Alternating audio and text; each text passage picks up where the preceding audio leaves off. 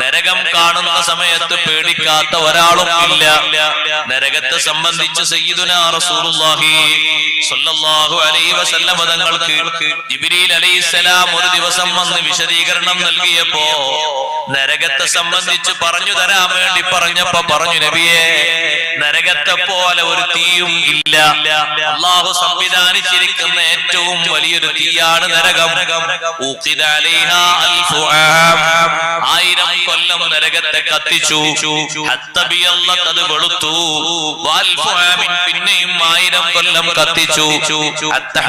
അങ്ങനെ ചുവന്നുപോയി. പിന്നെയും 1000 കൊല്ലം കത്തിച്ചു. നരകം കറുത്തിരുണ്ടുപോയി. ഇന്ന് നരകം കറുത്ത കളറിലാണ്. കാണുമ്പോ തോന്നും കനല് തീക്കണലൊക്കെ ആറിക്കിടക്കാണ്. പക്ഷേ അതിന്റെ ചൂട് ഒരു നിലക്കും ക്ഷമിക്കൂല. അതിന്റെ ജ്വാലകളെ കെടുത്താൻ കഴിയൂല. ഉഷ്ണം അതിഭയാനകമാണ്. ഏറ്റവും ആഴമുള്ള കിണറ് നരകത്തിന്റെ കിണറാകുന്നു. നരകത്തിന്റെ ആഴം